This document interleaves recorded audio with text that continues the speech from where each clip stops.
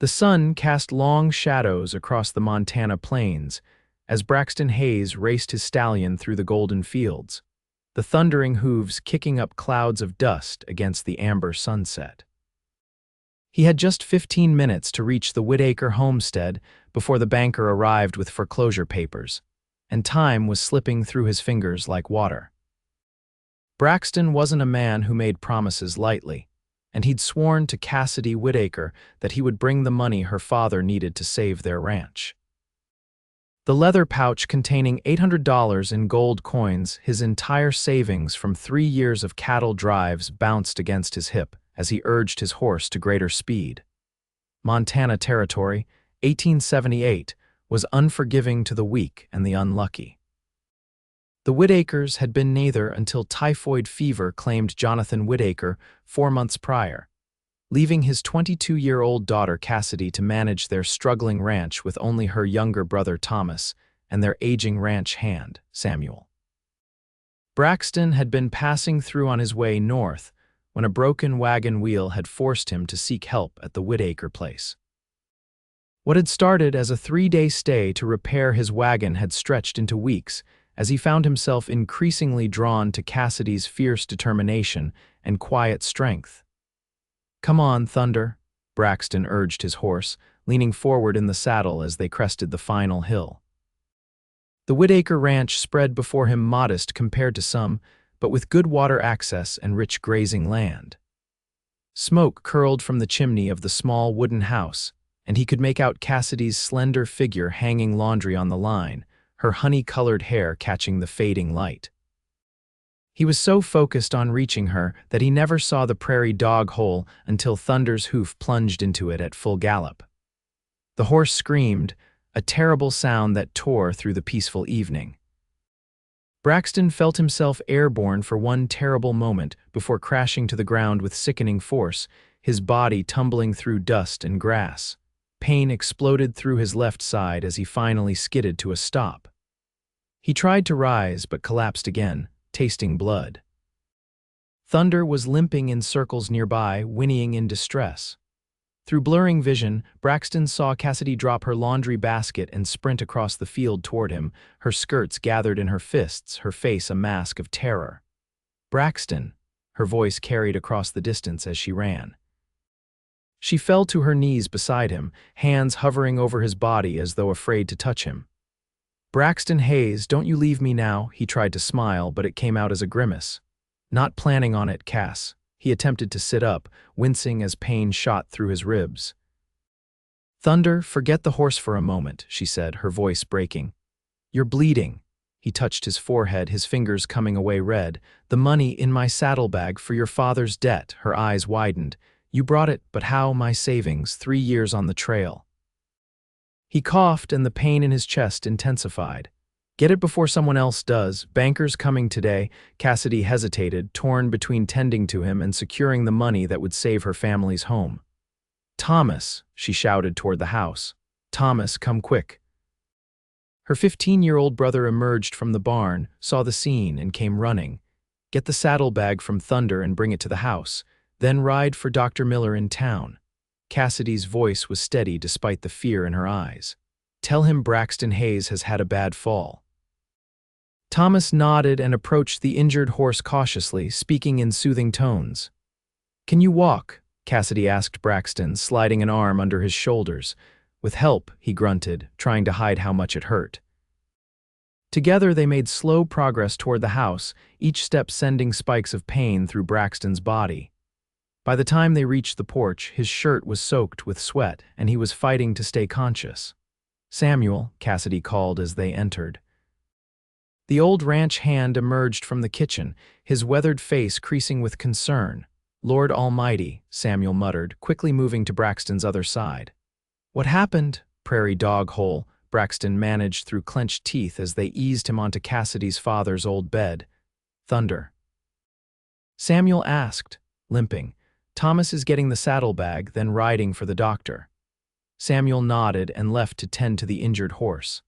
Cassidy moved with practiced efficiency, cutting away Braxton's bloodied shirt to reveal a tapestry of forming bruises across his ribs and left shoulder. A gash on his head was bleeding freely, and his left wrist was swollen and misshapen. "This will hurt," she warned before cleaning the head wound with a cloth soaked in whiskey. Braxton hissed but didn't pull away. "You've done this before." "When you grow up on a ranch this far from town, you learn to handle injuries," she replied, her touch gentle despite her brisk tone. "My mother taught me before she passed." As she worked, Thomas burst into the room, clutching the leather saddlebag. "Got it." "I'm taking Maple to fetch the doctor now." "Ride carefully," Cassidy cautioned. "We don't need another accident." After Thomas left, Cassidy opened the saddlebag and gasped at the sight of the gold coins. "Braxton, this is more than we need." "Better safe than sorry," he murmured, eyes fixed on her face. "Didn't want to come up short." She swallowed hard, blinking back tears. "Why would you do this? It's all your savings." Because his response was cut short by the sound of an approaching wagon, Cassidy looked out the window. "It's Mr. Harrington from the bank."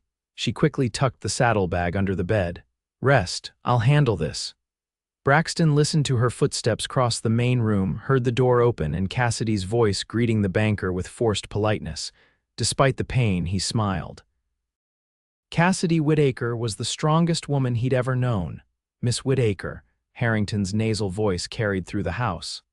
"I regret that the time has come to discuss the foreclosure of your property." "That won't be necessary, Mr. Harrington," Cassidy's voice was steady. "I have the money to settle my father's debt in full." There was a pause. "You have the money, all of it, plus interest, as agreed. Would you like to count it?"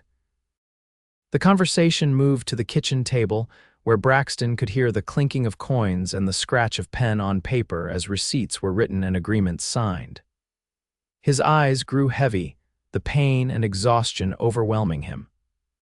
He wasn't sure how much time had passed when he felt a cool hand on his forehead. Opening his eyes, he found Cassidy sitting beside him, her expression a mixture of relief and concern. "The ranch is safe," she said softly. "Mr. Harrington seemed almost disappointed that we managed to pay the debt." "Man like that. Probably had buyers lined up already," Braxton murmured. She nodded, then reached for a cup of water. "Dr. Miller should be here soon. Can you drink something?" He managed a few sips before asking, "How's Thunder?" "Samuel says he's favoring his right front leg, but nothing seems broken. He thinks it's a bad sprain." She hesitated. "Braxton, I don't know how to thank you. What you did, don't thank me yet," he interrupted. "I didn't do it expecting nothing in return." Her eyebrows rose. "Oh, that money. It was for my own ranch someday, been saving since I was 19. He took a careful breath, his ribs protesting. "But plans change. I've been thinking, this is good land. The Whittaker Ranch has potential." With the right partner, understanding dawned in her eyes, followed by wariness. "Are you proposing a business arrangement, Mr. Hayes?" He met her gaze directly. "I'm proposing I stick around, help get this place running proper, see where things lead." A blush colored her cheeks. "That's rather forward of you." "I've never been one for dancing around matters," he admitted. "Life's too short, nearly got shorter today." "I barely know you," she protested, though her tone lacked conviction. "You know enough, I know enough." He winced as he shifted position. "Unless you're fixing to marry someone else," she laughed, a sound that eased his pain better than any medicine could. "There haven't exactly been suitors lining up since father died." "Their loss," he said simply. The sound of a wagon approaching interrupted their conversation. Moments later, Dr. Miller, a portly man with kind eyes and a salt and pepper beard, bustled into the room with Thomas behind him. "So, young man," the doctor said, setting his bag on the bedside table, "I hear you've had a disagreement with gravity." Braxton endured the examination stoically as doctor. Miller probed his ribs, cleaned and stitched the head wound, and splinted his fractured wrist. The verdict: 3 broken ribs, a mild concussion, and various cuts and bruises in addition to the broken wrist. Nothing life-threatening, but enough to keep him bedridden for at least a week. "You're fortunate, Mr. Hayes," the doctor said as he packed up his supplies. "Falls from galloping horses often end much worse." After providing Cassidy with laudanum for the pain and instructions for care, Dr. Miller departed, leaving them alone again. Thomas had gone to help Samuel with the evening chores, and the house was quiet except for the ticking of the grandfather clock in the main room. "You should rest," Cassidy said, adjusting his pillows. "Not tired," Braxton lied, fighting to keep his eyes open. The laudanum was taking effect, dulling the pain but making his thoughts fuzzy. She smiled knowingly. "Of course not." She rose to leave, but he caught her hand with his uninjured one. "Cassidy." He struggled to focus through the medicine's haze. "I meant what I said about staying." Her expression softened. "We'll talk when you're healing. For now, sleep." He wanted to say more, to make her understand that his feelings weren't born of the fall or the medicine, but his eyelids betrayed him, closing against his will. The last thing he felt was the gentle press of her lips against his forehead before darkness claimed him.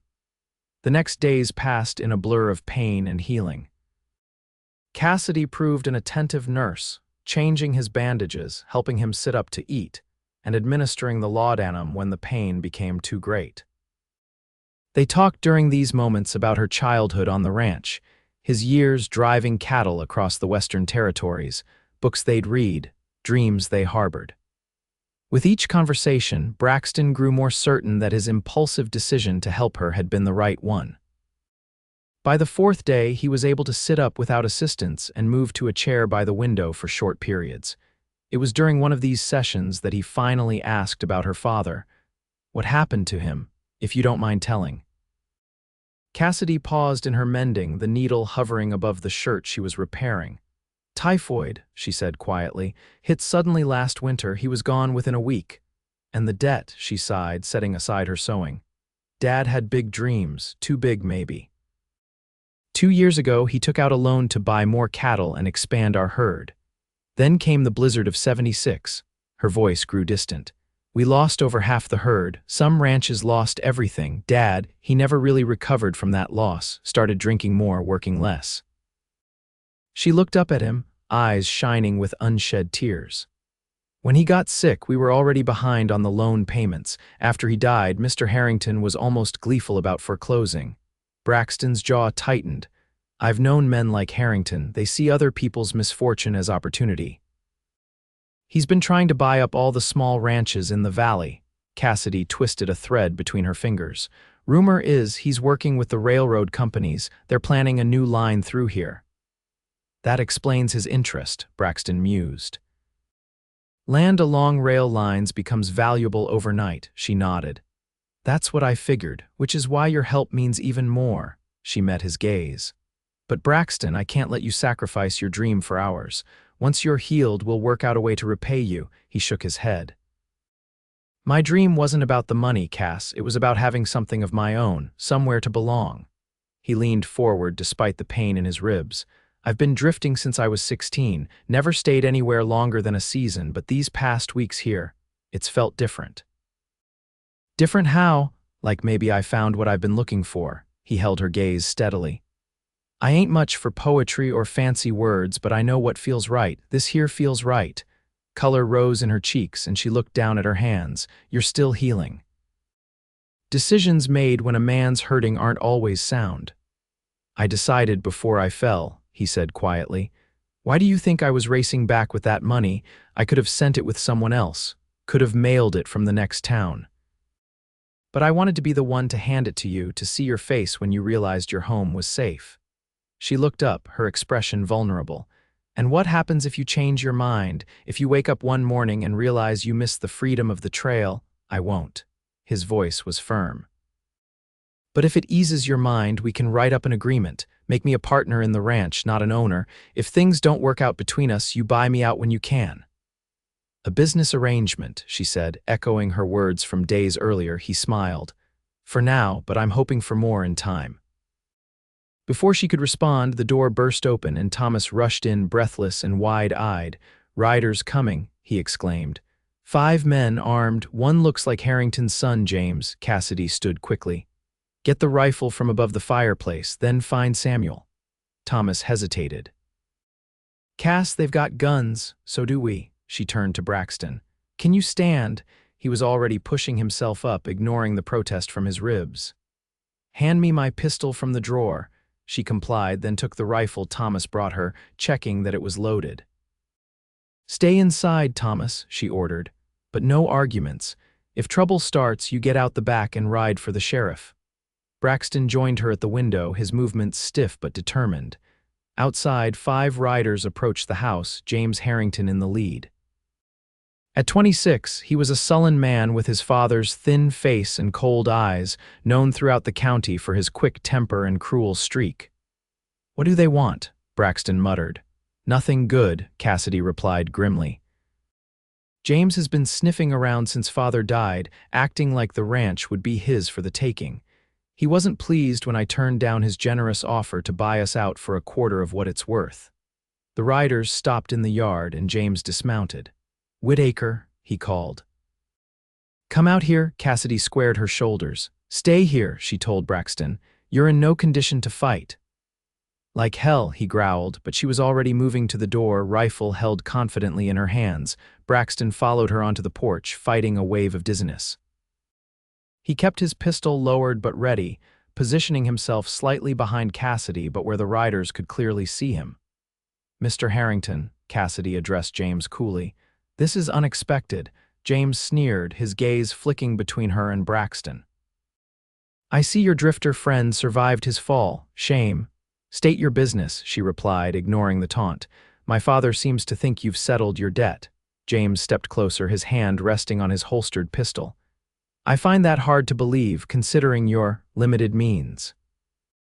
"The debt is paid in full," Cassidy stated. "Your father has the paperwork and the money. If you have questions, take them up with him." James's face darkened. "I don't believe you came by that money honestly." Braxton tensed, his finger resting near the trigger of his pistol. "Are you accusing me of something, Mr. Harrington?" Cassidy's voice remained steady, but Braxton could see the tightness in her shoulders. "I'm saying," James replied, his voice dropping to a dangerous tone, "that a woman alone, struggling to keep a ranch afloat, suddenly coming up with $800 is mighty suspicious. Some might wonder if that money was acquired through improper means." Braxton stepped forward, unable to contain himself. "That money was mine, Harrington, earned honestly over 3 years of cattle drives." James's cold eyes shifted to him. "So you say, but we only have your word, don't we? For all we know, you two cooked up a scheme to rob my father's bank." "That's enough," Cassidy snapped. "You and your men need to leave, now." "Or what?" James laughed, the sound echoing in the yard. "You'll shoot us all?" A woman and an injured drifter against 5 armed men. As if on cue, Samuel emerged from the barn, shotgun in hand. The old man might be pushing 65, but he handled the weapon with the confidence of someone who'd lived through the lawless years of early territorial settlement. "Make that a woman, an injured drifter, and an old man who doesn't miss," Samuel called, his voice carrying across the yard. A tense silence fell. James and his men exchanged glances, clearly not having expected armed resistance. Braxton could almost see the calculations running through James's mind, weighing the risk against his wounded pride. "This isn't over," James finally spat. "My father may have accepted your payment for now, but mark my words, one way or another, this land will be ours." "Not while I'm breathing," Cassidy replied evenly. With a final glare, James mounted his horse. "We'll see how long that lasts." He jerked his head at his men, and they wheeled their horses around, kicking up dust as they galloped away. As soon as they were out of sight, Braxton's strength deserted him. He leaned heavily against the porch post, cold sweat breaking out on his forehead. "Inside," Cassidy ordered, tucking her shoulder under his arm to support him. "You shouldn't have gotten up." "Couldn't let you face them alone," he muttered as she helped him back to bed. "That was foolish bravery," she chided, but her eyes were soft with concern. Samuel appeared in the doorway, his weathered face grim. "They'll be back, maybe not today, but soon." "I know," Cassidy sighed. "We need to be prepared." "I'll stay on alert," the old ranch hand promised. "Thomas, too, boy's a good shot now." After Samuel left, Cassidy turned to Braxton. "This is what you're getting yourself into," she said quietly. "The Harringtons won't give up easily. If you stay, you're making enemies." Braxton reached for her hand, his grip firm despite his weakened state. "I've dealt with worse than entitled bankers' sons." "Besides," he added with a wry smile, "I'm already invested in this place in more ways than one." Something shifted in her expression, then a softening, a yielding. She sat on the edge of the bed, still holding his hand. "When I saw you fall today," she said softly, "my heart stopped. I barely know you, yet the thought of losing you." She shook her head. "It terrified me." "That's why you said what you did," he realized. "Don't you leave me now." She nodded, a faint blush coloring her cheeks. "It just came out, I didn't think. I'm glad." He lifted her hand to his lips, pressing a gentle kiss to her knuckles. Gives a man hope to hear words like that. Their eyes held, the connection between them deepening into something neither could deny. Slowly, Cassidy leaned forward and brushed her lips against his, tentative at first, then with growing confidence as he responded. It was a gentle kiss, mindful of his injuries, but it held the promise of more. When they parted, Braxton smiled. "Worth falling off a horse for," she laughed softly. "Don't you dare do it again." "Yes, madam." His expression grew serious. "We should send for the sheriff tomorrow, tell him about Harrington's threats." She nodded. "Sheriff Donovan's a good man. He won't stand for intimidation, even from the Harringtons." "Good. And once I'm back on my feet, we'll start making improvements to the ranch. Show everyone this place isn't just surviving, it's thriving." Quite the optimist, Mr. Hayes. Just a man who knows what he wants and isn't afraid to work for it. He squeezed her hand. "Get some rest, Cass. I have a feeling we'll need our strength in the days ahead." She rose reluctantly. "Call if you need anything. I'll be just down the hall." As she left, Braxton settled back against the pillows, mind racing despite his exhaustion. The encounter with Harrington had confirmed his suspicions. This wasn't just about debt collection. There was something more at stake, something that made the Whittaker ranch valuable enough to fight for. And if that was the case, Cassidy and her family needed him now more than ever. With that resolve firmly in mind, he finally allowed his eyes to close, dreaming of cattle herds, open prairie, and a future with the golden-haired woman who had run to him when he fell. Over the next 2 weeks, Braxton's strength returned gradually. By the end of the first week, he was able to walk short distances unaided, though his ribs still ached with every breath and his splinted wrist limited what he could do. Sheriff Donovan had paid a visit after Thomas rode into town with news of the confrontation, and while the lawman had promised to keep an eye on the Harrington situation, his jurisdiction was stretched thin across the sprawling county. "You folks be careful," the sheriff had advised. "James Harrington's got a nasty reputation. I'll have a word with his father, but, well, banking families have influence these days." Braxton had understood the unspoken message. They were largely on their own. As his mobility improved, he began to take a more active interest in the ranch operations. Each morning, he would sit with Cassidy at the kitchen table, poring over the ledgers her father had kept, identifying areas where improvements could be made. "Your cattle stock is decent," he observed one morning over coffee. "But you're running mostly longhorns. The market's changing. Herefords fetch better prices now." Cassidy frowned. "Changing stock costs money we don't have." "Not necessarily. We start small, trade a few head with the Jensen Ranch to the north. I rode with Ben Jensen years back. He'll deal fair, build up slowly." She looked skeptical but nodded. "I'll consider it. And this south pasture," he continued, pointing to a rough map her father had drawn, "it's not being used. The creek that runs through it dried up 3 summers ago. Without water, it's useless for grazing." Braxton tapped the map thoughtfully. "I've seen ranchers in Nevada dig irrigation channels from the main water sources. If we diverted some water from the western creek, we could reclaim that land." "More work," she sighed. "With just Samuel, Thomas, and me and you injured, I don't see how." He smiled. "I know some good men looking for honest work. Once I'm healed, I can bring in help, temporary hands until we get established." Her eyes widened. "With what money, Braxton?" "You've already given everything you had." "I've got credit with some trail bosses," he replied confidently, "and investments in a few ventures that'll pay out by spring. Trust me, Cass, I wouldn't suggest it if I didn't think we could manage it." She studied him for a long moment, then said softly, "You keep saying we." "Because that's how I see it." He held her gaze. "Unless you've changed your mind about me staying." A smile tugged at her lips. "No, I haven't changed my mind." Their relationship had evolved in these quiet days of his recovery. Each evening after chores were complete, they would sit together on the porch, watching the sunset and talking. Sometimes Thomas or Samuel would join them, but often they were alone, sharing stories and slowly building a foundation of trust and mutual respect that was deepening into something more. There had been more kisses, stolen moments of tenderness that left them both breathless and wanting. But Braxton was careful not to rush, conscious of Cassidy's reputation in the small community and his own injured state. There would be time for more once he was fully healed and his position at the ranch was formalized. By the beginning of the third week, Braxton was able to help with light chores, feeding chickens and mending tack in the barn. It was during one of these sessions that Thomas burst in, his young face flushed with excitement. "Riders coming," he announced, "but it's not the Harringtons. Looks like a cattle drive, maybe 20 men with a small herd." Braxton set aside the bridle he'd been fixing and followed Thomas outside.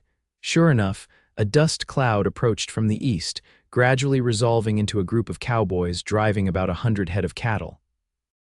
At the front rode a tall man on a paint horse, his broad-brimmed hat pulled low against the sun. "Well, I'll be damned," Braxton murmured, a grin spreading across his face. "That's Charlie Blackburn. You know him?" Cassidy asked, coming to stand beside him. "Rode with him 3 seasons back. One of the best trail bosses in the territory." Braxton limped forward as the riders approached the ranch yard.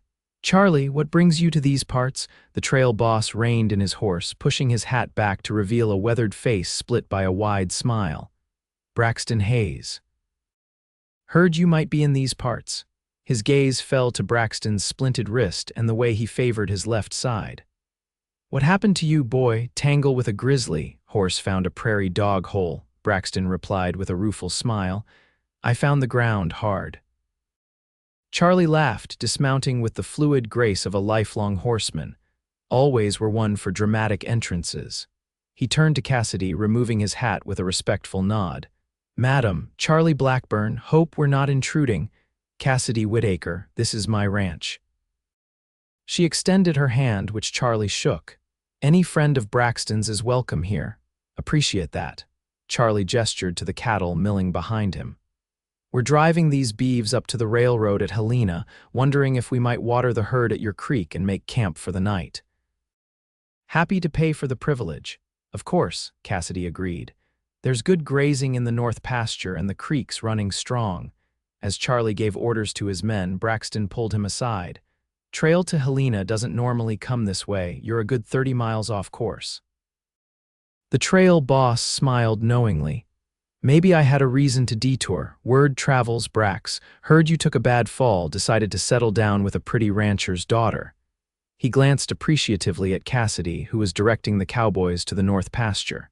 "Can't say I blame you." "News travels fast," Braxton observed. "That it does. Also heard the Harringtons are giving you trouble." Charlie's expression hardened. "Banking family with big railroad ambitions, from what I gather." Braxton nodded grimly. "They want this land, made threats a couple weeks back." "Well now," Charlie drawled, "ain't that interesting? Because I also heard they've hired some unsavory types recently, men with reputations for handling problems for wealthy clients." A cold weight settled in Braxton's stomach. "How reliable is this information?" "Reliable enough that I brought 20 good men 30 miles out of our way to check on an old friend." Charlie clasped Braxton's shoulder. "We'll stay a few days. Let the beeves fatten on your grass, give my men some rest, maybe discourage any unwanted visitors from getting ideas." Gratitude washed over Braxton. "I owe you, Charlie." "Nonsense. Just returning the favor from when you pulled me out of that river in '74, the trail boss grinned. "Besides, any man who finally convinces Braxton Hayes to hang up his spurs must be worth protecting." That evening, the ranch came alive with activity. Charlie's men set up camp in the north field, their cook fires dotting the landscape like earthbound stars. The trail cook, a grizzled Mexican named Miguel, insisted on preparing a feast in Cassidy's kitchen, filling the house with delicious aromas of beef stew, cornbread, and apple pie made from the ranch's small orchard. For the first time since her father's death, the Whittaker dining table was full, with Cassidy, Thomas, Samuel, Braxton, Charlie, and Charlie's second-in-command, a soft-spoken Pawnee man named Joseph, sharing the meal and conversation. Cassidy seemed to glow in the lively atmosphere, her laughter coming easier than Braxton had ever heard it. After dinner, the men moved to the porch with coffee and tobacco, while Cassidy and Thomas cleared the table. Braxton found himself studying the ranch in the fading light, seeing it with new eyes not as a struggling homestead, but as a place with potential. With Charlie's unexpected arrival, he sensed a turning point. "Your lady's quite something," Charlie remarked, following Braxton's gaze as Cassidy moved past the window. "Got a spine of steel under those pretty manners." "She's had to be strong," Braxton replied. "Running this place alone since her father died hasn't been easy." Joseph, who had been silent most of the evening, spoke up. "The land here is good, strong water, good grass, worth fighting for." "That's the plan," Braxton agreed. "Once I'm healed, we'll start making improvements. There's a dried-up creek bed in the south pasture that could be irrigated, open up another 100 acres for grazing." Charlie and Joseph exchanged glances. "What?" Braxton asked, noting their expression. "That south pasture," Charlie said carefully. "You might want to take a closer look at it before making plans." "Why's that?" Joseph leaned forward. "When we arrived, I rode the boundaries of your land. The south pasture has signs of recent activity. Someone has been digging." Braxton frowned. "Digging what?" "Irrigation trenches." "Test holes," Charlie explained. "The kind mining companies dig when they're sampling for minerals." "There's no gold here," Braxton scoffed. "This is cattle country, not gold," Joseph corrected. "Coal. I recognize the signs from working near the Pacific Railroad some years back. The layers of black stone are close to the surface in your south field." The pieces suddenly clicked into place in Braxton's mind. "That's why the Harringtons want this land so badly. It's not just about the railroad coming through. They've found coal deposits." "Coal means money," Charlie nodded. "Especially with railroads expanding, they need it for the locomotives." Braxton's mind raced. "How valuable could it be?" "Very," Joseph said simply. "The railroad companies pay fortunes for good coal deposits along their planned routes." Braxton stood abruptly, ignoring the twinge in his ribs.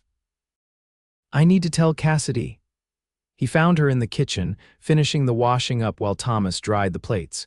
Her cheeks were flushed from the warm water, a strand of honey-colored hair escaping her practical bun. The sight of her momentarily distracted him from his purpose. "Cassidy," he began, "we need to talk about your south pasture." She looked up, her expression curious. "What about it?" Joseph found something, signs that someone's been prospecting there. He explained what Charlie and Joseph had told him, watching as understanding dawned on her face. "Coal." She repeated, setting down the dish towel. "You're certain?" Joseph seems to be, and it would explain the Harringtons' interest. Braxton moved closer, taking her hands in his. "Cass, if this is true, your land is worth far more than anyone realized." She shook her head, overwhelmed.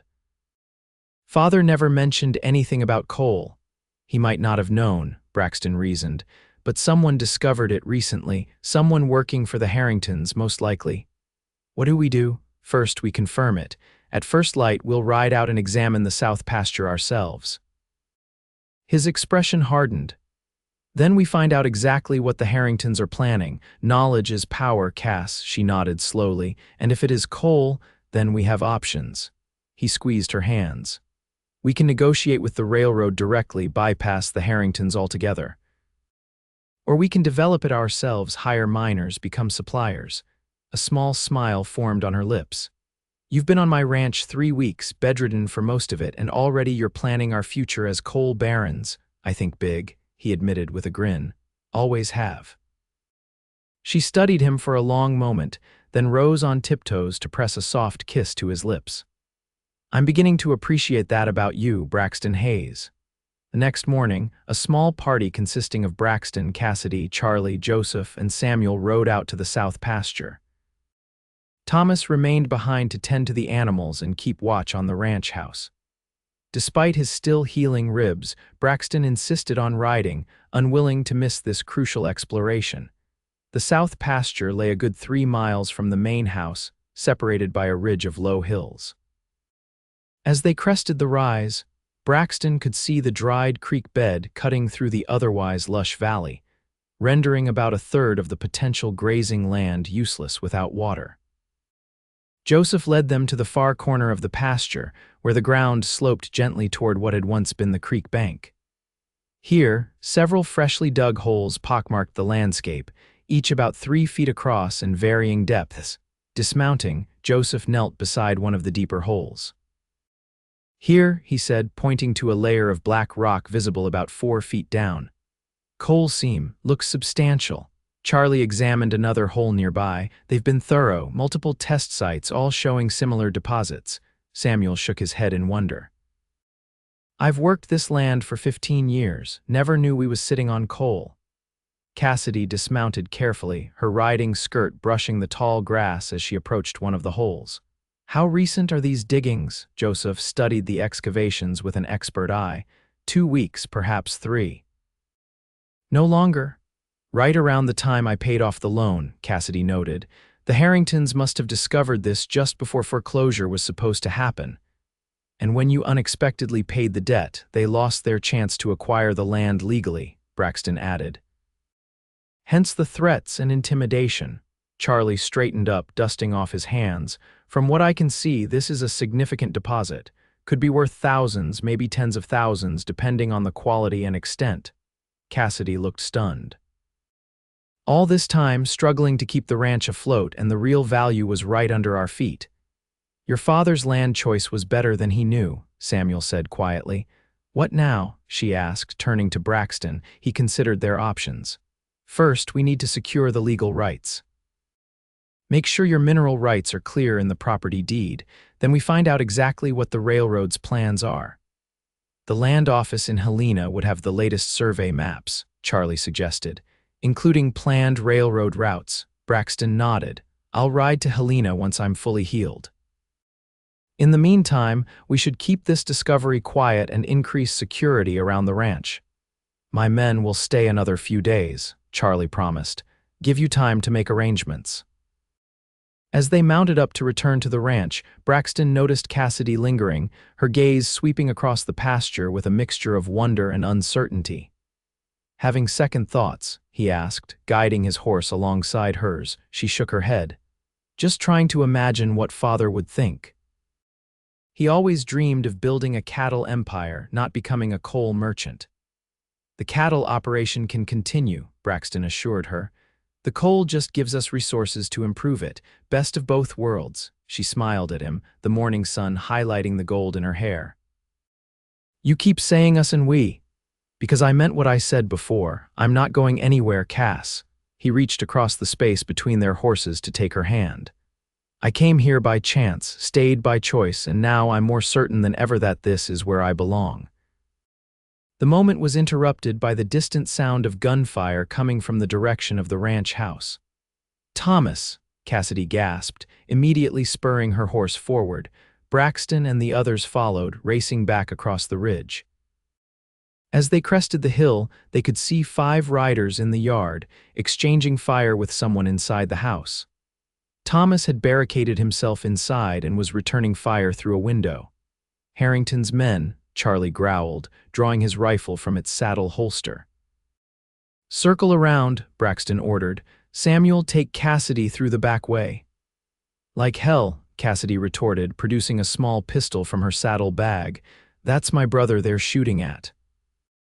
Before Braxton could argue, she kicked her horse into a gallop, racing down the hillside with reckless determination. Cursing, he followed, his ribs screaming in protest as his horse jolted down the steep incline. Charlie signaled to Joseph, and they split up, circling to approach the attackers from different angles. Samuel, despite his age, rode with the confidence of a much younger man, flanking Cassidy protectively. The attackers, focused on the house, didn't notice their approach until Cassidy fired a warning shot into the air. "Get away from my house," she shouted, her voice carrying across the yard. The riders wheeled around, momentarily startled. Braxton recognized James Harrington among them, along with four rough-looking men who had the unmistakable look of hired guns. "Well, well," James called, his voice mocking. "The lady of the manor returns, and with reinforcements." "This is private property, Harrington," Braxton stated coldly, positioning his horse between Cassidy and the gunmen. "You're trespassing," James sneered. "We came to deliver a message. This land will be ours, one way or another." "Your father already accepted payment for the mortgage," Cassidy replied. "The debt is settled." "There are other ways to acquire property," James said, his hand hovering near his pistol. "Accidents happen, fires start, sometimes entire families disappear in Indian territory." Charlie and Joseph had completed their circle, effectively surrounding the intruders. From the house, Thomas had ceased firing but maintained his defensive position. 5 against 5, Charlie observed casually, "but my men are the best shots in 3 territories." "I wouldn't fancy your odds, Harrington." For a tense moment, no one moved. Braxton could see the calculation in James's eyes, weighing the risk of a firefight against his desire to intimidate. "This isn't over," James finally spat. "My father has powerful friends. The railroad is coming through this valley, and this land will be part of it." "So that's the game," Braxton said. "Your father's working with the railroad, using inside information to buy up land along the planned route." A flicker of surprise crossed James's face, confirming Braxton's suspicion. "You tell your father," Braxton continued, "that if he wants to negotiate for coal rights, he can do it properly through legal channels. Otherwise, we'll take our business directly to the railroad company." James's expression betrayed his shock. "You know about the coal." "We know everything," Cassidy stated, her voice steady despite the tension. "And we're not selling." James's face contorted with rage. "You'll regret this, both of you." He jerked his head at his men, and they began to back their horses away. "If you or your men set foot on this property again without invitation," Charlie called after them, "you'll leave in pine boxes." They watched as the riders galloped away, dust billowing behind them. As soon as they were out of sight, Cassidy dismounted and ran to the house. "Thomas." The door opened and her brother emerged, rifle still in hand but unharmed. "I'm all right, Cass. Got off a few good shots too." Cassidy embraced him, relief evident in every line of her body. Braxton dismounted more carefully, his injured ribs protesting the morning's exertion. Charlie joined him, expression grave. "They'll be back," the trail boss predicted. "With more men next time." Braxton nodded grimly. "I know, but now we know what we're dealing with. Harrington, the railroad, the coal, it's all connected." "What's the plan?" Charlie asked. Braxton watched as Cassidy checked Thomas for injuries, her hands gentle but efficient. In that moment, seeing her courage and determination, his resolve hardened. "We fight," he said simply. "Not just with guns, but with information and legal standing. We secure our rights, negotiate directly with the railroad if necessary, and make it clear that intimidation won't work." Charlie clapped him on the shoulder. "The Braxton Hayes I knew would have just shot them all and moved on." Braxton smiled wryly. "Things change. I've got more to lose now." "So I see." Charlie followed his gaze to Cassidy. "Love looks good on you, friend." Braxton didn't deny it. There was no point his feelings for Cassidy had grown beyond anything he could have anticipated when he first arrived at the Whittaker ranch. What had begun as attraction and admiration had deepened into something profound and transformative. He'd spent his adult life drifting, taking work where he could find it, never putting down roots. Now, he couldn't imagine leaving. The next few days brought a flurry of activity to the ranch. Charlie's men established a rotating guard schedule, with riders patrolling the property boundaries day and night. Joseph, who had experience with mineral surveying, conducted a more thorough examination of the coal deposits, confirming their substantial value. Braxton, though still recovering, threw himself into planning. He and Cassidy spent long hours at the kitchen table, reviewing property documents, making lists, and strategizing their next moves. "The deed confirms mineral rights belong to the property owner," Cassidy noted, reviewing the paperwork her father had kept in an old strongbox. "And the boundaries are clearly established. The south pasture is definitely part of our land." "Good," Braxton nodded. I've written to a lawyer I know in Denver who specializes in mining claims. He'll advise us on how to formally register the coal discovery and protect our interests." She looked up at him, her expression thoughtful. "You seem to know a lot of useful people for a drifting cowboy," he smiled. "I've lived an interesting life, done more than just drive cattle, so I'm learning." She set aside the papers. "Charlie says they'll be moving on tomorrow. The cattle need to reach Helena before the weather turns." "We'll manage," Braxton assured her, though he would miss the security of having 20 experienced men on the property. "I can telegraph some friends from Fort Benton, men I trust who might be looking for steady work." "And what about you?" she asked quietly. "What happens when you're fully healed?" He reached across the table to take her hand. "I thought I'd made that clear. I'm staying, Cass, if you'll have me. As a business partner," her voice was light, but her eyes held a deeper question, "as whatever you'll allow me to be." He met her gaze steadily. "I know it's fast. We've known each other less than 2 months, but I've never been more certain of anything in my life." She studied their joined hands. "When I was a girl, I dreamed of adventure, of seeing places beyond this valley. I never thought I'd spend my entire life on this ranch. We can have both," he said.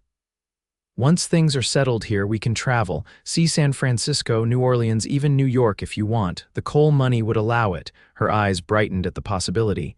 "You do that." "Leave the ranch for a while, with the right manager in place, yes," he smiled. "Life is long, Cass. We don't have to choose just one path." She rose from her chair and came around the table to him, surprising him by sitting on his lap, careful of his healing ribs. "Braxton Hayes, I believe I'm falling in love with you." Joy surged through him. "I believe I've already fallen, Miss Whittaker." Their kiss was deeper than those they had shared before, filled with promise and growing passion. When they finally parted, both were breathless. "Once this business with the Harringtons is settled," Braxton murmured, "we should make things official." "Are you proposing, Mr. Hayes?" she teased, her fingers playing with the hair at the nape of his neck. "Inelegantly, perhaps," he smiled. "I'll do better when the time comes." "Proper ring, down on one knee, the works," she laughed softly. "I don't need grand gestures, just you keeping your promise to stay." "That's one promise I intend to keep until my dying day." The next morning, they bid farewell to Charlie and his men. The trail boss promised to send word once he reached Helena and to inquire discreetly about the railroad's plans for the area. "Keep your eyes open," Charlie advised as he mounted his horse. "Harrington strikes me as the type who doesn't take defeat well." "We will," Braxton assured him. "Thanks for everything, Charlie. Just be sure to invite me to the wedding." The trail boss tipped his hat to Cassidy. "Madam, it's been a pleasure. You've tamed a wild one here." She smiled, her arm linked with Braxton's. "I think we've tamed each other." As the cattle drive disappeared over the eastern ridge, Braxton felt both vulnerability and determination. The ranch seemed quieter, more exposed without Charlie's men, but also more truly theirs. He turned to Cassidy. "Today we start rebuilding," he said, "making this place everything it can be." And so they did. Over the next week, Braxton's strength continued to return. The doctor removed the splint from his wrist, declaring it healed enough for light use, and his ribs pained him less each day. With Samuel and Thomas's help, they began repairs on the barn roof and corral fences that had been neglected during Jonathan Whittaker's illness. Word arrived from Sheriff Donovan that he had spoken with the elder Harrington, who denied any knowledge of his son's actions and promised there would be no further trouble. Braxton didn't believe it for a moment, but the temporary reprieve allowed them to focus on improvements rather than defense.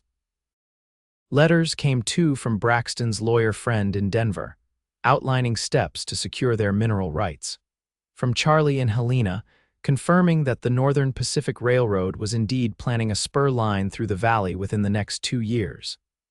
And most surprisingly, from a mining engineer named William Grant, who expressed interest in examining their coal deposit.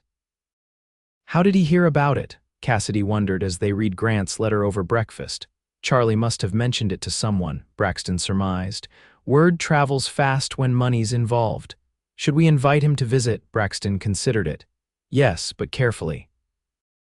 We need to know what we have before we start negotiations with anyone. An independent assessment would be valuable. As the days passed, their relationship deepened. Each evening, they would sit together on the porch swing, sometimes talking, sometimes simply enjoying each other's company in comfortable silence. Thomas and Samuel tactfully gave them privacy, though Braxton was careful to maintain propriety. Despite their growing closeness, he was mindful of Cassidy's reputation in the small community. On a crisp October morning, a month after Braxton's fall, William Grant arrived. He was a slight man with spectacles and a meticulous manner, carrying surveying equipment and scientific instruments Braxton had never seen before. After a brief introduction, Grant eagerly set out for the south pasture, accompanied by Braxton and Samuel.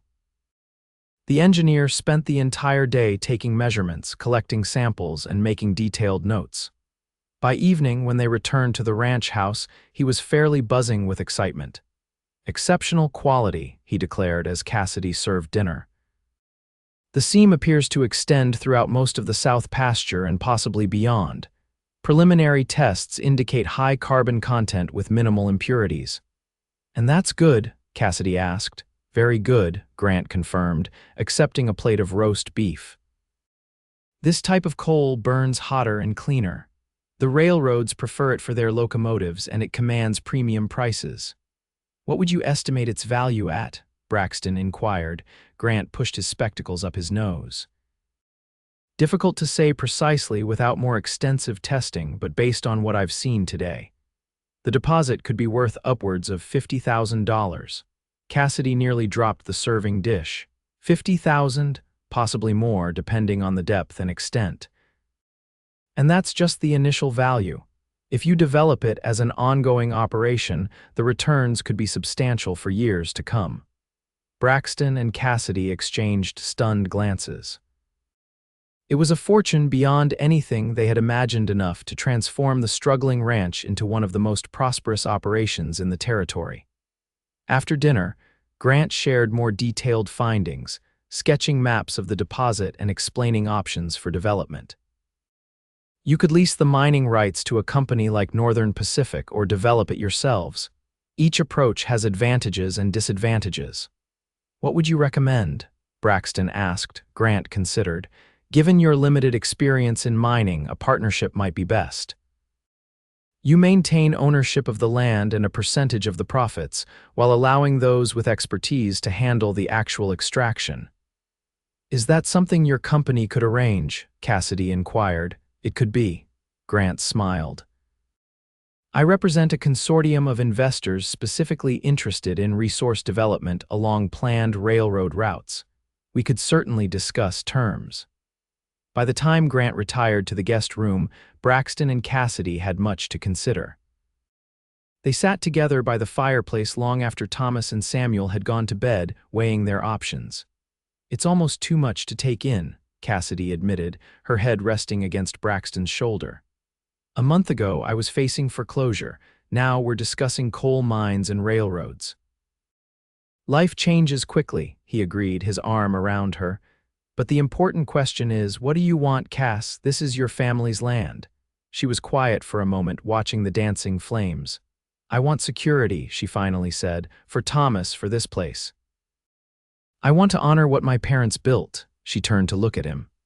"But I also want a future with you. Children, maybe, adventures beyond this valley. Is that too much to ask for?" "Not at all." He kissed her forehead. "I think Grant's partnership idea has merit. We maintain control of the land, but let experts handle the mining. The income would secure the ranch for generations and give us freedom to build whatever life we want." She smiled. "You make it sound so simple." "Not simple," he corrected, "but possible. We'll need good legal advice, clear contracts. We'll need to be careful who we trust. Not the Harringtons, certainly, definitely not." His expression hardened. "Speaking of which, it's been too quiet from them. I don't trust this silence." "You think they're planning something?" "I'm sure of it. James isn't the type to give up easily, especially with so much at stake." As if his words had summoned trouble, they heard the sound of approaching horses. Braxton rose quickly, moving to the window. In the moonlight, he could make out 3 riders approaching the house at a steady pace. "Stay here," he told Cassidy, reaching for his pistol. "No," she stood, retrieving her father's shotgun from its place above the fireplace. "This is my home. We face trouble together." He wanted to argue but recognized the determination in her stance. "Stay behind me, at least." They stepped onto the porch, weapons ready. The riders stopped a respectful distance from the house. As they came into the pool of light from the windows, Braxton was surprised to recognize Howard Harrington, the banker himself, flanked by Sheriff Donovan and another man he didn't know. "Evening, Mr. Hayes, Miss Whittaker," the sheriff called. "Sorry to disturb you at this hour, but Mr. Harrington insisted it couldn't wait." "What's this about?" Braxton demanded, not lowering his pistol.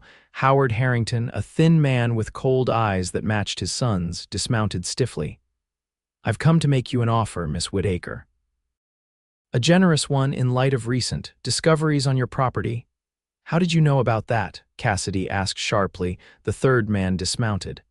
"I believe that would be my doing," William Grant said, stepping into the light. "I took the liberty of notifying Mr. Harrington of my findings." Betrayal hit Braxton like a physical blow. "You're working for him." Grant adjusted his spectacles uncomfortably. "I work for whoever pays for my expertise, Mr. Hayes. The Harringtons have been clients for some time." "You sent him here," Cassidy accused Harrington, "to spy on our land." "I sent him to confirm what my surveyors had already discovered," Harrington corrected, "and to ascertain the full extent of the deposit." Sheriff Donovan looked uncomfortable. "I'm just here to keep the peace, folks. No law against making a business offer." Braxton's grip tightened on his pistol. "There are laws against trespassing and attempted intimidation. Your son seems to have forgotten that." Harrington waved a dismissive hand. "James is impetuous. His methods were regrettable, but my offer stands. $20,000 for the Whittaker Ranch, including all mineral rights." "A fair price considering the circumstances." "Fair," Braxton scoffed. "The coal alone is worth more than twice that." "Perhaps," Harrington conceded, "but mining requires capital, connections, expertise. Things you lack, Mr. Hayes, things my associates and I have in abundance." "We have other options," Cassidy stated firmly. "The railroad might be very interested to learn how you've been using inside information to acquire land along their planned route." A flash of anger crossed Harrington's face, quickly masked. "Allegations without proof are dangerous, Miss Whittaker, especially when made against men of influence." "Is that a threat?" Braxton stepped forward, but Sheriff Donovan moved between them. "Easy now," the lawman cautioned. "Nobody's threatening anybody. Mr. Harrington made an offer you declined. That's business." Harrington studied them coldly. "Consider carefully before you refuse. The railroad is coming through this valley with or without your cooperation. Those who work with us will prosper, those who oppose us." He let the implication hang in the air. "We'll take our chances," Braxton replied evenly. For a long moment, tension crackled in the night air, then Harrington nodded curtly. "As you wish, but remember my offer won't remain open indefinitely." He remounted his horse. "Good evening, Miss Whittaker. Mr. Hayes, I trust we'll speak again soon." The 3 men rode away, leaving Braxton and Cassidy standing on the porch, their weapons still in hand. As the sound of hoofbeats faded, Thomas emerged from the house, his own rifle ready. "I heard everything," the boy said. "What do we do now?" Braxton exchanged a look with Cassidy. "Now we prepare," he answered grimly, "because this isn't over, not by a long shot." The days following Harrington's visit were tense but productive. Grant departed early the next morning, avoiding direct conversation with either Braxton or Cassidy, but leaving behind his notes and maps, perhaps as a gesture of apology for his deception. Despite the circumstances, the information proved valuable. Braxton wasted no time in implementing security measures. He sent Thomas to neighboring ranches with messages requesting assistance, invoking the unwritten code of the frontier that neighbors helped neighbors against common threats. By nightfall, 3 additional men had arrived to help patrol the property friends of Jonathan Whittaker, who were eager to support his daughter against banking interests, many of them distrusted. Meanwhile, Cassidy penned detailed letters to the Northern Pacific Railroad Company and to the territorial governor, outlining Harrington's suspicious activities and their discovery of coal on their property. It might not bring immediate help, but creating a paper trail of their concerns could prove valuable later. "If anything happens to us," she explained as she sealed the envelopes, "there will be evidence of what we feared." The days stretched into a week with no further contact from the Harringtons. Life on the ranch continued. Animals needed tending, repairs couldn't wait, meals had to be prepared. But beneath the routine activities ran an undercurrent of vigilance and preparation. Braxton's recovery accelerated, driven by necessity. Though his ribs still ached with sudden movements, he forced himself to ride daily, strengthening muscles that had weakened during his convalescence. Each morning he practiced drawing his pistol, determined that when not if trouble came, he would be ready. One crisp afternoon, as Braxton was mending a section of fence in the north pasture, he saw a lone rider approaching from the direction of town. Rising slowly, hand resting on his holstered pistol, he watched as the figure drew nearer. To his surprise, it was Charlie Blackburn. "Charlie," Braxton called, grinning as his friend dismounted. "Thought you'd be halfway to Texas by now." "Change of plans," Charlie replied, clasping Braxton's hand. "Delivered the herd to Helena, then got your telegram about needing experienced men. You came back just for that?" Braxton asked, genuinely touched. Charlie shrugged. "That, and I heard rumors in Helena about Harrington gathering hired guns. Figured you could use another gun yourself." As they walked back toward the ranch house, Charlie shared what he'd learned in Helena. Harrington's got financial troubles of his own. Overextended himself buying up land for the railroad. Word is, if he doesn't deliver your coal deposit, his partners might cut him loose. "So he's desperate," Braxton mused. "That makes him more dangerous." "It does," Charlie agreed, "but it also means he might make mistakes." When they reached the house, Cassidy greeted Charlie warmly, thanking him for returning. Over coffee, they updated him on recent developments. "So Grant was Harrington's man all along," Charlie shook his head. "Should have suspected as much. Those engineering types rarely work independently." "At least we got useful information from him," Cassidy noted pragmatically. "We know now what we're sitting on." "And Harrington knows we know," Braxton added, "which is why we need to be ready for whatever comes next." The three of them spent the evening strategizing, with Samuel and Thomas joining the discussion. They mapped out defensive positions, established signals, and assigned responsibilities. If the Harringtons attempted another show of force, they would find the Whittaker ranch much better prepared than before. Late that night, after the others had retired, Braxton and Cassidy sat together by the dying fire. He held her close, breathing in the lavender scent of her hair, acutely aware of how much he stood to lose if things went wrong. "I'm sorry," he murmured. "This isn't how I planned our beginning." She looked up at him, her expression serious but unafraid. "Don't apologize. If you hadn't come here, if you hadn't fallen from your horse that day, I would have lost everything. The ranch, maybe even Thomas." She touched his face gently. "Whatever happens next, I don't regret a moment with you." He kissed her then, a kiss filled with all the words he couldn't say, his fear for her safety, his determination to protect what they were building together, his growing certainty that she was the center of his world. "Marry me," he said when they finally parted. "Not someday, soon. If trouble's coming, I want to face it as your husband." Her eyes widened, then softened with emotion. "Yes," she whispered, "as soon as it can be arranged." They were married 3 days later in the small church in town, with Thomas, Samuel, Charlie, and a few neighboring ranchers as witnesses. The ceremony was simple but meaningful, with Cassidy wearing her mother's wedding dress and Braxton in his best shirt, freshly pressed for the occasion. "I, Braxton, take you, Cassidy, to be my lawfully wedded wife," he vowed, his voice steady as he slid a simple gold band onto her finger.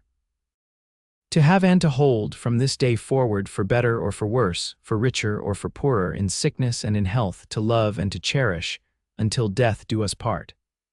As Cassidy repeated the vows, her voice clear and unwavering, Braxton felt a profound sense of rightness.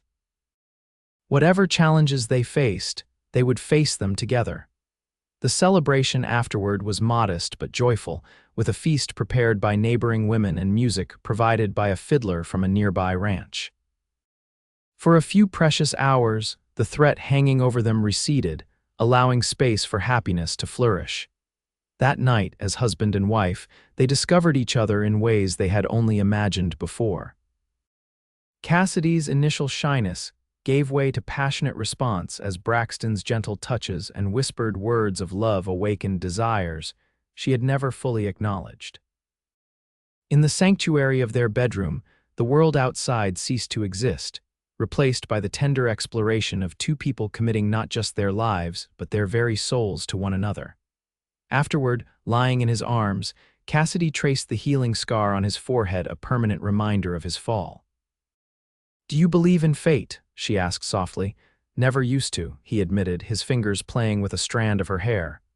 "Always figured a man made his own way, but now," he smiled in the darkness. "Hard to believe it was just chance that brought me to your door that day." "When I saw you fall," she murmured, "something in me just broke open. I ran without thinking, and those words came out, 'Don't you leave me now,' before I even knew what I was feeling." "I heard you," he said.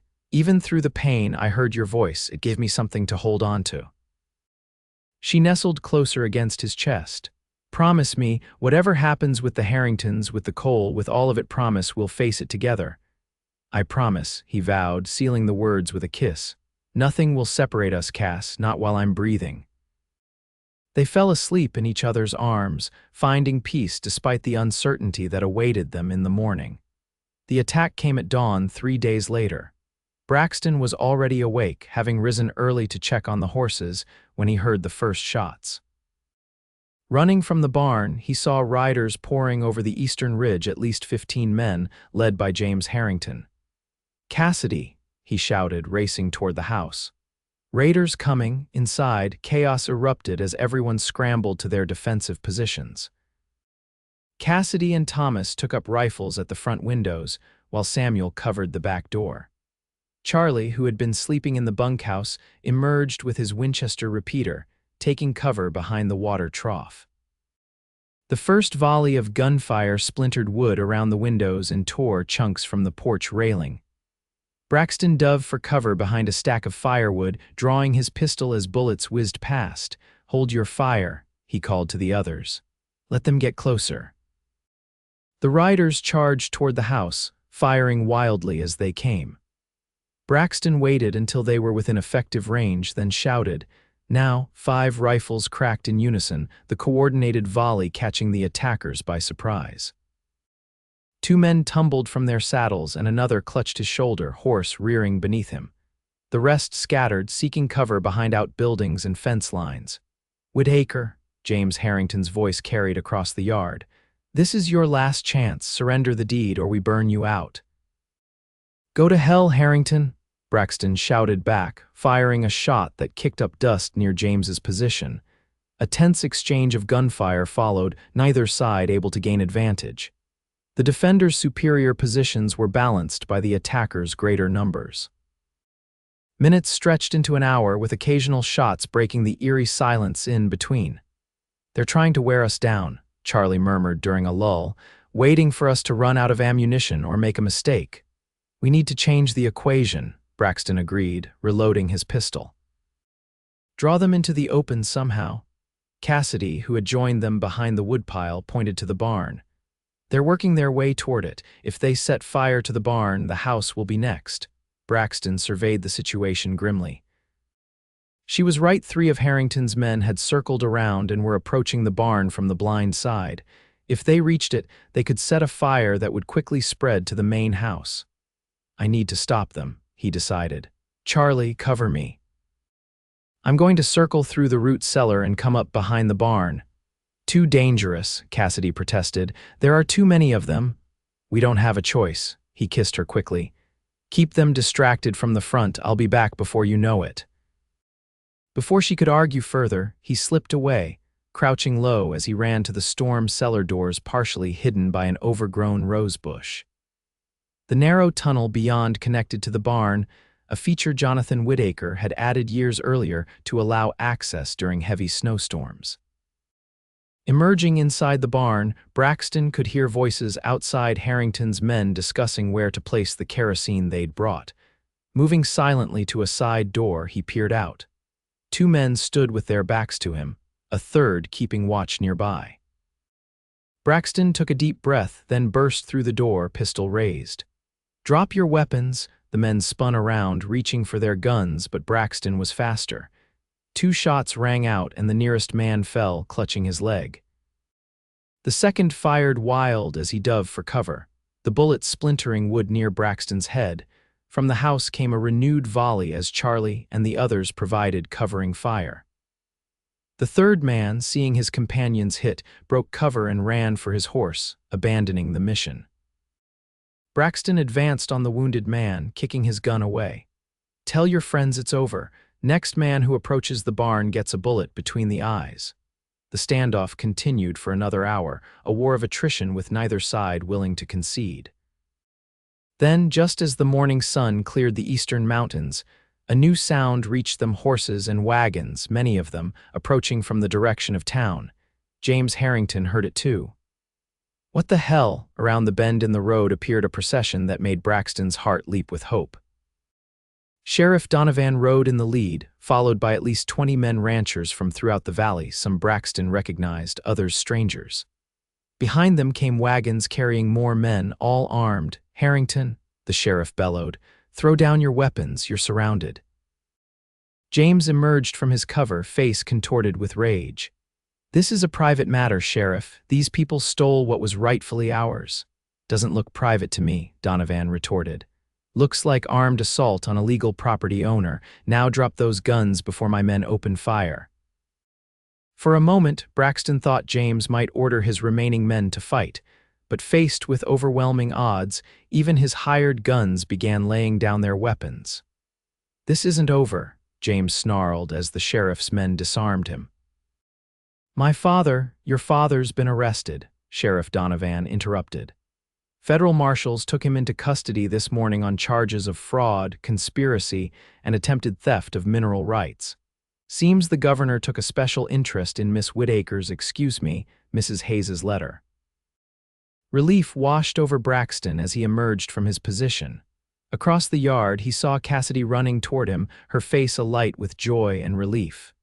"You're all right," she cried, throwing herself into his arms. He held her tightly, breathing in her scent, feeling the racing of her heart against his chest. "I'm fine. We're all fine." As the sheriff's men rounded up James and his hired guns, the neighboring ranchers approached. Many clasped Braxton's hand or embraced Cassidy, expressing solidarity against the banking interests that had threatened so many of their livelihoods.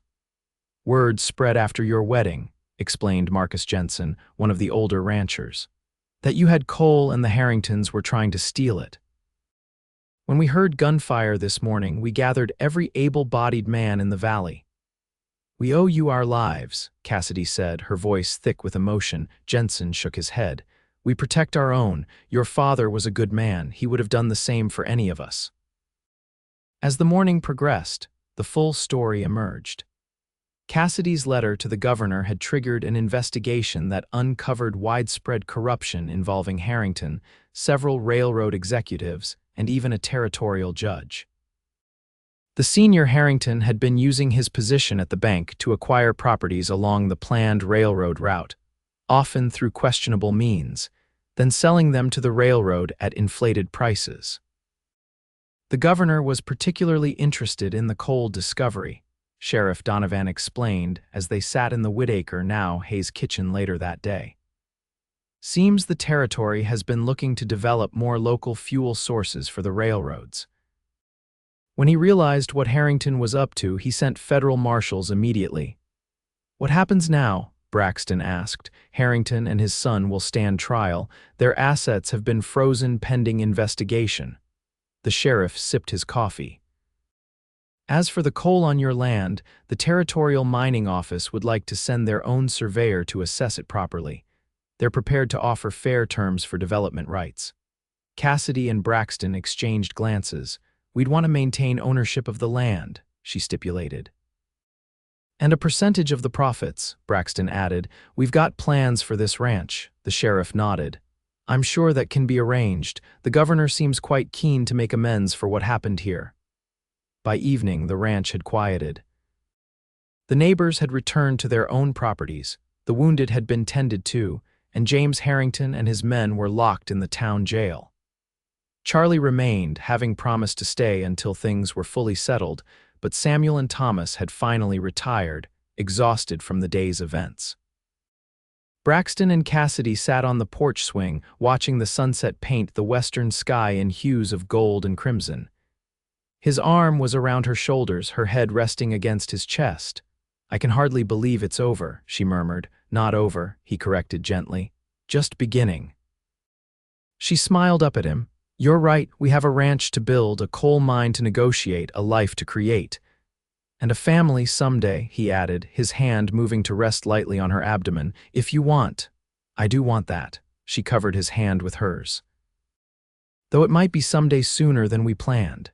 He looked at her questioningly, and she smiled, a hint of shyness in her expression. I'm not certain yet, but I suspect our wedding night may have been particularly blessed. Joy unlike anything Braxton had ever known washed over him. He pulled her closer, kissing her with all the love in his heart. That would be the greatest blessing of all, he whispered against her lips. As the first stars appeared in the darkening sky, they sat together, making plans for the future that stretched before them, a future secure in their love for each other, and the land they would nurture for generations to come. 5 years later, Braxton stood on the porch of the expanded ranch house, watching his 3-year-old son Jonathan chase fireflies across the twilight yard. Beside him, Cassidy rocked their infant daughter, Sarah, singing softly as the baby drifted toward sleep. The ranch had flourished beyond their wildest expectations. The coal mine, developed through a partnership with the territorial government, provided steady income that had allowed them to triple their cattle herd and add modern improvements to the property. The railroad spur, completed 2 years earlier, ran along the eastern boundary of their land, connecting them directly to markets in Helena and beyond. "Daddy," Jonathan called, his small face alight with excitement. "Come see, I caught one." "Don't squish it," Braxton cautioned, stepping down to join his son. The boy opened his cupped hands carefully, revealing the glowing insect within. "Look at that," Braxton marveled, crouching beside him. "Pretty amazing, isn't it?"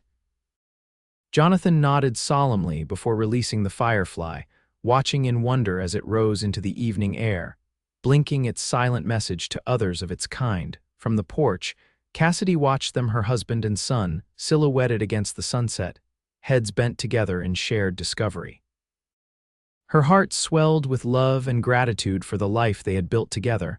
When Braxton returned to the porch, he kissed his sleeping daughter's forehead before sitting beside his wife.